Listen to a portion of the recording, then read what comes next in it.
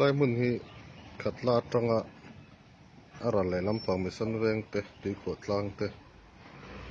alan dan ania tuna hian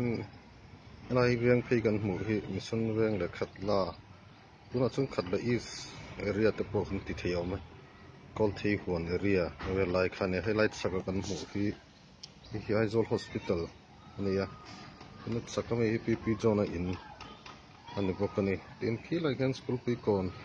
ane government Aizawl college te Synod conference center te PC girls te a awma chuan saw laia sawn Aizawl hospital hlui hospital tho an hman mek an hman leh kha awma tin khi lai hianin St Paul's Higher Secondary School a awma tuna kan han zoom hi ane St Paul's Higher Secondary School chakah khian tlang nuam Presbyterian ko hran biakin te awma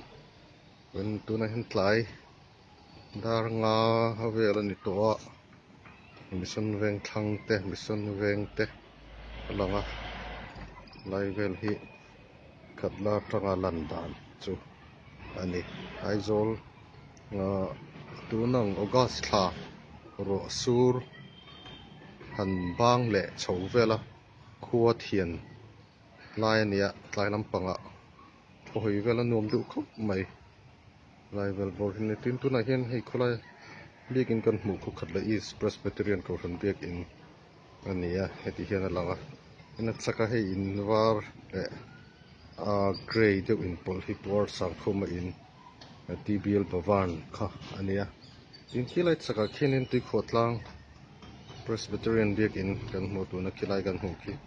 Presbyterian tui khawtlang biakin ania tin a piah hian hei United Pentecostal Church an headquarter biakin te awmatin a chhakami khi MLA hostel legislator house